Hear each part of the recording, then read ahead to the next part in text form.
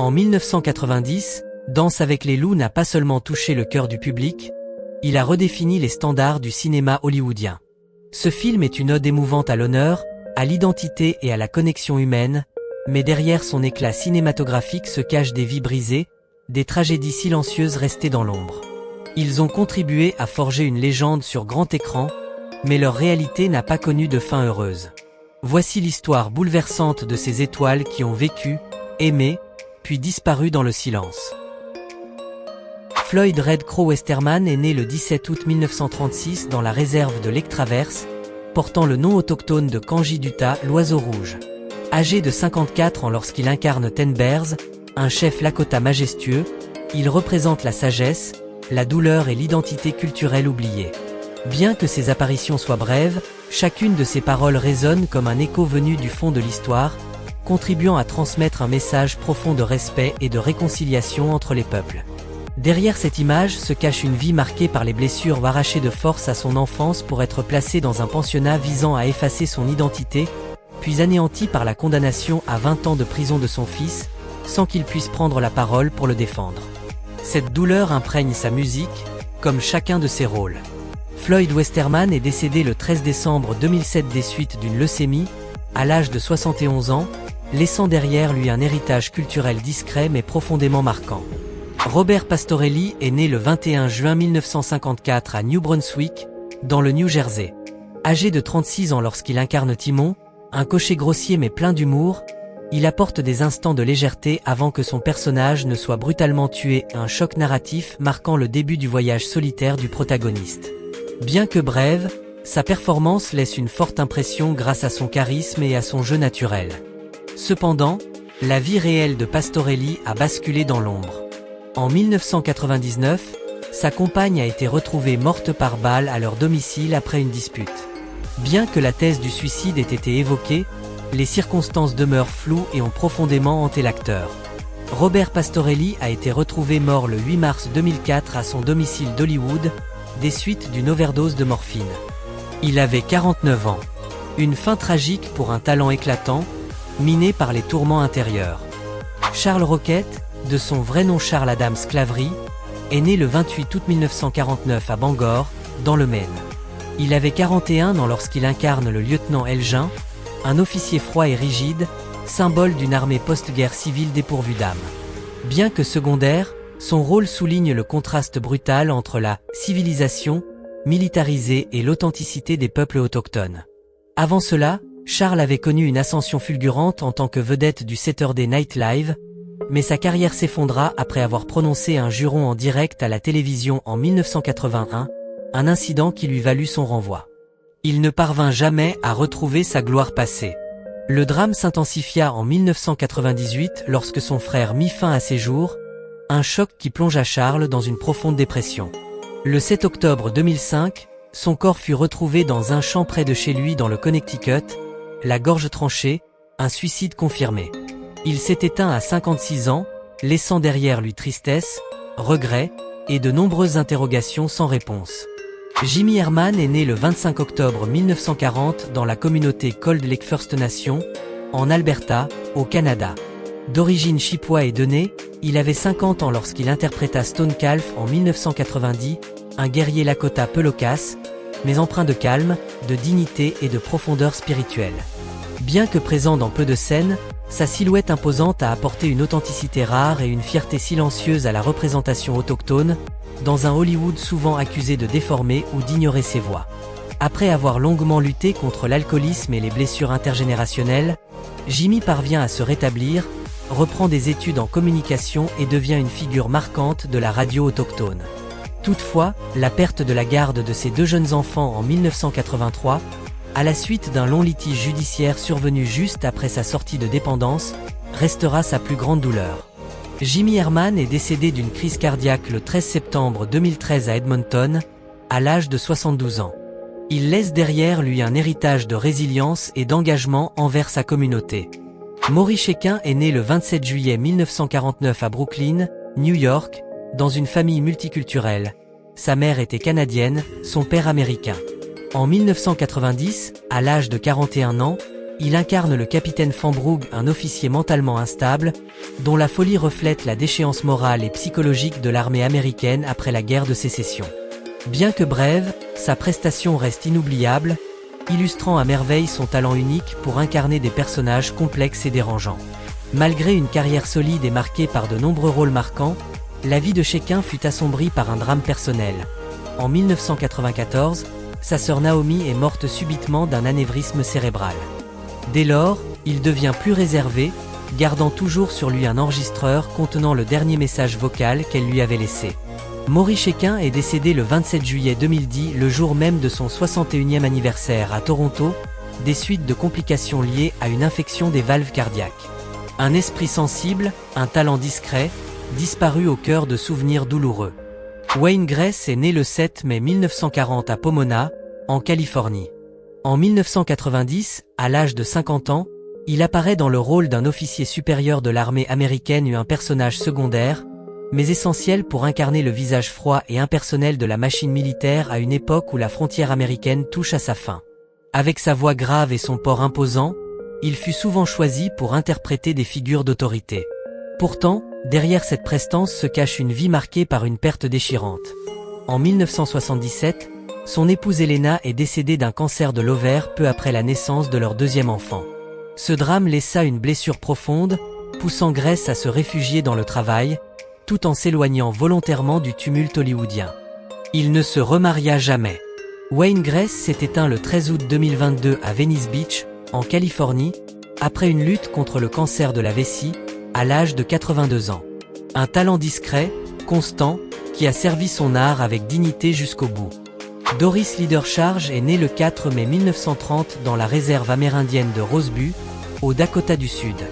À 60 ans, elle joue dans Danse avec les loups le rôle de Pretty Shield, une femme Lakota calme et empreinte de sagesse. Mais sa contribution la plus précieuse se trouve derrière la caméra. Doris fut la conseillère linguistique du film, formant l'ensemble des acteurs à la prononciation correcte du Lakota, apportant ainsi une authenticité culturelle remarquable à l'œuvre. Issue d'un milieu modeste, elle avait quitté l'école tôt pour subvenir aux besoins de ses enfants après la mort soudaine de son premier mari, enchaînant des emplois de femme de ménage et de serveuse. Déterminée, elle obtint pourtant son diplôme universitaire à 54 ans et devint enseignante en langue autochtone. Un drame terrible survint en 1979. Sa fille aînée, Cheryl, est morte gelée sur le chemin du retour après un travail de nuit, sa voiture étant tombée en panne et personne ne s'étant arrêté pour l'aider. Doris Leader-Charge s'est éteinte le 20 février 2001, à l'âge de 70 ans, emportant avec elle un cœur fortifié par une vie de lutte et de douleur. Donald Auton est né le 29 mars 1933, acteur discret mais puissant, reconnu tant sur scène qu'à l'écran pour son jeu intériorisé et intense. En 1990, à 57 ans, il interprète le général Tide, un personnage mineur mais symbolique, représentant l'autorité fanée et la décadence du pouvoir militaire américain après la guerre de sécession. Sa présence glaciale et distante évoque l'ombre d'un ordre ancien en voie de disparition. Bien qu'estimé par ses pairs, la vie personnelle de Donald fut marquée par l'isolement. Son dévouement absolu à l'art l'éloigna de sa famille, provoquant un divorce et des liens distendus avec ses enfants. Un jour, il reçut une lettre qu'il avait envoyée à son fils, retournée sans un mot ou un silence lourd qu'il ne surmonta jamais. Donald Auton est décédé de cause naturelle le 14 avril 1999, à l'âge de 66 ans. Il s'est éteint dans la discrétion, emportant avec lui des blessures invisibles et un vide que nul n'a su combler. Kevin Costner est né le 18 janvier 1955 à Linwood, en Californie. En 1990, à l'âge de 35 ans, il ne se contente pas d'incarner le lieutenant John Dunbar dans Danse avec les loups. Il en est aussi le réalisateur et le producteur, un pari audacieux qui, à l'époque, suscite le scepticisme à Hollywood. Pourtant, le film devient un véritable phénomène, remportant cet Oscar, dont ceux du meilleur film et du meilleur réalisateur, faisant de Costner une légende vivante. Son interprétation d'un officier perdu trouvant la rédemption au contact de la culture Lakota a ému des millions de spectateurs à travers le monde. Tout au long de sa carrière, Costner marque les esprits avec Bodyguard, Open Range et la série à succès Yellowstone. En 2025, il a 70 ans et continue de créer sans relâche avec son projet Epic Horizon et se produit avec son groupe Modern West. Un véritable symbole de l'Ouest américain, résili, passionné, et toujours tourné vers l'horizon. Graham Greene est né le 22 juin 1952 dans la réserve des Six Nations en Ontario, au Canada, et appartient au peuple Oneida. En 1990, à l'âge de 38 ans, il incarne Kicking Bird, un guérisseur Lakota sage et posé, qui joue un rôle clé dans la transformation intérieure du personnage principal. Ce rôle lui vaut une nomination à l'Oscar du meilleur acteur dans un second rôle, marquant une avancée historique pour les acteurs autochtones à Hollywood. Tout au long de sa carrière, il s'est attaché à représenter avec force la dignité des peuples autochtones, notamment dans Thunderheart et la série Longmire. Il a également été décoré de l'Ordre du Canada pour ses contributions exceptionnelles à l'art et à sa communauté. Malgré la célébrité, Graham Greene reste un homme humble, fuyant les projecteurs, préférant l'écriture et l'engagement en faveur de l'éducation. En 2025, il a 73 ans, un symbole discret mais indéfectible de l'identité et de la dignité autochtone sur les écrans nord-américains. Mary McDonnell est née le 28 avril 1952 à Wilkes-Barre, en Pennsylvanie, et a grandi à Ithaca, dans l'État de New York. En 1990, à l'âge de 37 ans, elle incarne Standwiz Afist, une femme blanche élevée par les Lakota, déchirée entre deux cultures. Ce rôle intense et émouvant lui vaut une nomination à l'Oscar de la meilleure actrice dans un second rôle, faisant d'elle une figure emblématique de la femme indépendante et profonde au cinéma. Son plus grand accomplissement reste son rôle principal dans Passion Fish, 1992, qui lui apporte une nouvelle nomination aux Oscars, ainsi que celui de la présidente Laura Roslin dans la célèbre série de science-fiction Battlestar Galactica, saluée comme l'un des meilleurs rôles féminins de leader à la télévision américaine. En 2025, Mary McDonnell a 73 ans, réside au Nouveau-Mexique et continue d'inspirer les générations futures en enseignant et en mentorant de jeunes artistes féminines. Tantoo Cardinal est née le 20 juillet 1950 à Anzac, en Alberta, au Canada, et est d'origine crie et métisse. En 1990, à l'âge de 40 ans, elle interprète Black Shawl, l'épouse discrète mais digne du guérisseur Kicking Bird. Bien que peu bavard, son personnage incarne une profonde sensibilité émotionnelle et une connexion intime avec la culture autochtone, contribuant à humaniser et adoucir le récit du film. Tantoo Cardinal est l'une des pionnières du cinéma autochtone nord-américain, avec plus de 100 rôles à son actif. Elle a été décorée de l'Ordre du Canada, 2009, a reçu le prix Earl Grey pour l'ensemble de sa carrière, 2017, ainsi que le prix du gouverneur général pour les arts du spectacle, 2021. Militante infatigable, elle défend avec force les droits et la représentation authentique des peuples autochtones à l'écran. En 2025, à 75 ans, Tantoo Cardinal poursuit son engagement artistique et demeure une figure emblématique et indomptable du cinéma autochtone canadien. Rodney Grant est né le 9 mars 1959 dans le Nebraska, aux États-Unis, et appartient à la nation Omaha.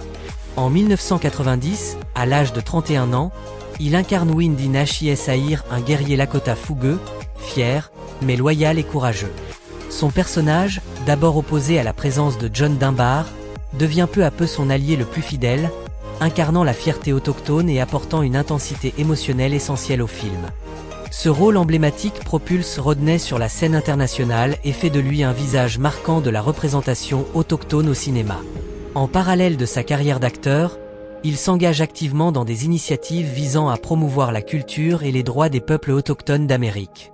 En 2025, Rodney Grant a 66 ans, il continue d'apparaître ponctuellement dans des conférences et films indépendants, et demeure un symbole vivant du guerrier autochtone dans le cinéma contemporain.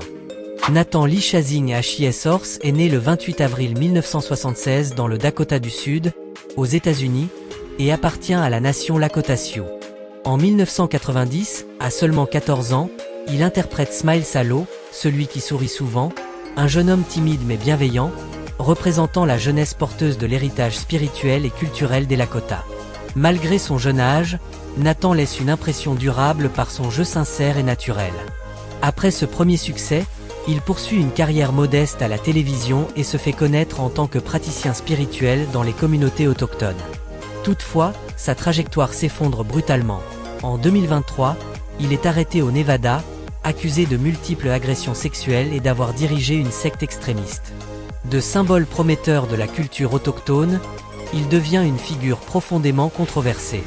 En 2025, âgé de 49 ans, Nathan Lee Chasing HIS Horse fait face à des procès graves, ternissant irrémédiablement une carrière autrefois pleine d'espoir. Michael Spears est né le 28 décembre 1977 à Chamberlain, dans le Dakota du Sud, et appartient à la tribu Lowe Brûlés Sioux. En 1990, alors âgé de seulement 13 ans, il interprète Oté, l'outre, un adolescent Lakota intelligent et loyal, qui apporte une touche vivante et authentique à l'univers autochtone du film. Bien que son rôle soit modeste, sa présence contribue à illustrer la transmission intergénérationnelle au sein de la tribu Lakota. Après ce début prometteur, Michael poursuit une carrière marquée par des rôles forts dans Into the West, Longmire et 1923. Artiste complet, il est également un talentueux joueur de tambour traditionnel et un militant engagé pour la santé mentale, l'énergie durable et l'éducation des jeunes autochtones. En 2025, à 47 ans, Michael Spears continue d'inspirer par son engagement et s'impose comme un modèle pour une nouvelle génération d'artistes autochtones, fiers, résilients et porteurs d'identité. Tony Pierce est un acteur américain qui a marqué les esprits grâce à son interprétation de Spivey dans Danse avec les loups. Dans le film, il incarne un soldat de seconde classe de l'armée américaine, un antagoniste incarnant l'avidité, la lâcheté et la brutalité du système militaire durant l'époque de l'expansion territoriale. Bien que son apparition soit brève, son personnage joue un rôle clé en soulignant le contraste brutal entre l'univers oppressif de l'armée et l'humanité profonde du peuple Lakota. Après le succès du film, Tony Pierce poursuit sa carrière avec des rôles dans Aux frontières de l'aube, Bodyguard, ainsi que dans la série télévisée Ray Donovan. En plus de sa carrière d'acteur, il a aussi contribué musicalement à la bande originale du film Le flic de Beverly Hills 2. Aujourd'hui, Tony Pierce demeure un visage marquant du méchant de cinéma, un acteur de second plan mais au charisme inoubliable sur grand écran. Larry Joshua est né le 12 février 1952 à New York, aux États-Unis. En 1990, à l'âge de 38 ans, il joue le rôle du sergent Bauer dans Danse avec les loups, un sous-officier rigide de l'armée américaine, représentant la discipline stricte et l'ordre hiérarchique de l'après-guerre de sécession. Bien que sa présence à l'écran soit limitée, son personnage renforce le contraste entre la rigueur militaire et le monde naturel et libre auquel le protagoniste s'ouvre progressivement. Avec sa voix grave et son allure imposante, Larry Joshua s'est illustré dans de nombreuses productions majeures, notamment Impitoyable, 1992, et Spider-Man, 2002. Il est reconnu comme un visage familier du second rôle, expert dans l'incarnation de policiers, soldats ou figures d'autorité, toujours empreint de crédibilité. En 2025, Larry Joshua a 73 ans et continue d'apparaître au cinéma et à la télévision, incarnant la persévérance et le professionnalisme d'un grand acteur de soutien. Kirk Baltz est né le 14 septembre 1959 à New York, aux États-Unis. En 1990, à l'âge de 31 ans, il incarne Edwards dans Danse avec les loups, un soldat chargé d'escorter le lieutenant Dunbar jusqu'au poste avancé de Fort Sedgwick. Son apparition est brève, mais marquante. C'est lui qui abat le loup Tusok, déclenchant un tournant émotionnel majeur du récit et soulignant le fossé entre Dunbar et l'univers militaire froid et brutal dont il s'éloigne peu à peu. Après ce rôle, Kirk Baltz se fait remarquer dans le cinéma indépendant grâce à son interprétation inoubliable de Marvin Nash, le policier torturé dans Reservoir Dogs, 1992, de Quentin Tarantino. Il poursuit sa carrière dans des films tels que Volte-Face, Tueur né et dans des séries télévisées réputées comme 24 heures chrono, Nip the Blue ou encore The Shield. En parallèle, il fonde un centre de formation d'acteurs à Los Angeles. En 2025, Kirk Baltz a 65 ans et continue de se consacrer à son art avec la rigueur et la discrétion d'un acteur de caractère, toujours capable de marquer les esprits par des silences lourds de sens. Tom Everett est né le 21 octobre 1948 à Portland, dans l'Oregon, aux États-Unis.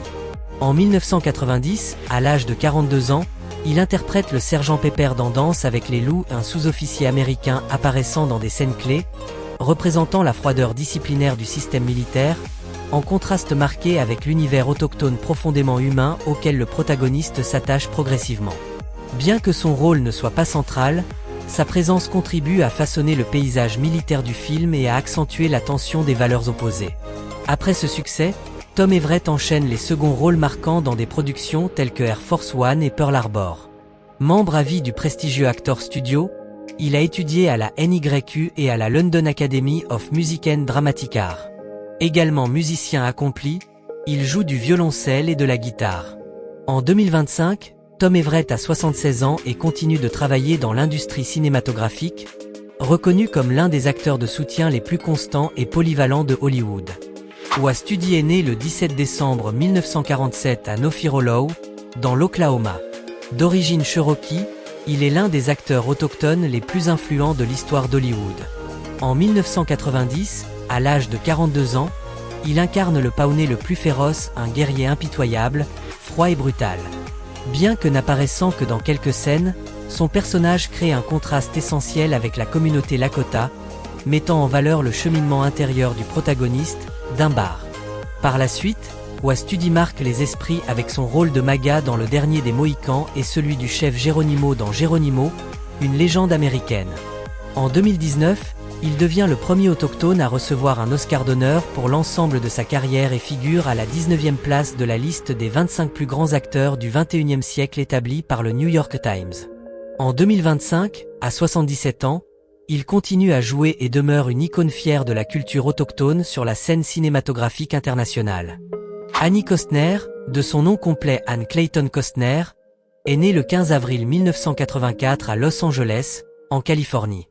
Fille aînée de l'acteur Kevin Costner et de Cindy Silva, elle apparaît en 1990, à seulement 6 ans, dans Danse avec les loups, interprétant Christine Günther enfant, la fille de Stanwyse à Fist et du lieutenant Dunbar. Bien que brève, sa présence à l'écran ajoute une profondeur émotionnelle à la conclusion du film, incarnant le lien entre deux mondes culturels réunis dans une famille harmonieuse. Par la suite, Annie ne poursuit pas une carrière d'actrice, mais s'oriente vers la production de documentaires. Elle cofonde la société Sound of Film, spécialisée dans les projets à portée sociale et environnementale, dont The Discarded et Witness, The Tour de Katy Perry. En 2025, à 41 ans, elle est reconnue comme une cinéaste indépendante à l'esprit humaniste et créatif, perpétuant à sa manière l'héritage artistique de son père. Steve Reeves est né le 14 août 1962 à Browning, dans le Montana, et appartenait à la tribu Blackfeet. En 1990, à l'âge de 28 ans, il apparaît dans Danse avec les loups dans le rôle d'un guerrier Lakota, silencieux mais essentiel pour raviver l'authenticité de la vie quotidienne autochtone dans le film. Bien qu'il n'ait aucun dialogue, sa simple présence à l'écran insuffle réalisme et profondeur culturelle à la représentation de la communauté Lakota. Après ce film, Steve laisse son empreinte dans des œuvres marquantes comme Le Dernier des Chasseurs, Fargo, où il incarne Shep Proudfoot, un rôle qui lui vaut un prix Feta en 1996, Geronimo et The Missing. Apprécié pour son aisance à cheval, ses scènes d'action et sa présence intense, il s'impose comme un acteur autochtone respecté. Malheureusement, Steve Reeves s'est éteint le 7 décembre 2017 dans le Montana, à l'âge de 55 ans. Son départ laisse un vide, mais son image demeure un symbole fier de la culture autochtone sur les écrans hollywoodiens. Michael Horton est né le 5 septembre 1952 aux États-Unis. Acteur chevronné, il mène une carrière riche aussi bien à la télévision qu'au cinéma. Dans la version longue de Danse avec les loups, il incarne le capitaine Karji, un officier de l'armée américaine représentant l'administration rigide, en contraste total avec le parcours d'éveil et d'intégration du lieutenant Dunbar. Âgé de 38 ans au moment du tournage, Horton, bien que dans un rôle secondaire, contribue à illustrer la fracture entre la civilisation occidentale et les peuples autochtones. En dehors de ce film, il est surtout connu pour son rôle de Grady Fletcher dans la série Arabesque ainsi que pour ses doublages dans des séries animées emblématiques telles que les Transformers et Spider-Man. Au-delà de la comédie, Michael Horton est aussi producteur, réalisateur, animateur de podcast et fondateur de la communauté Final Cut Pro à Los Angeles, dédiée à la post-production. En 2025, à 73 ans, il continue à œuvrer avec passion pour l'industrie audiovisuelle américaine. Ils furent autrefois l'âme de Danse avec les loups des visages gravés par la solitude, la fierté et le désir profond de réconciliation entre deux mondes. Mais dans la vie réelle, tous n'ont pas trouvé la rédemption que le film semblait offrir. Certains sont partis trop tôt, emportant avec eux des blessures jamais refermées. D'autres ont choisi de s'effacer, vivant en retrait dans un monde qui autrefois les applaudissait. Leur héritage ne se limite pas au cinéma, ce sont aussi des voix que l'on doit encore entendre. Souvenons-nous d'eux, non seulement pour leur rôle, mais pour les êtres humains qu'ils étaient vraiment.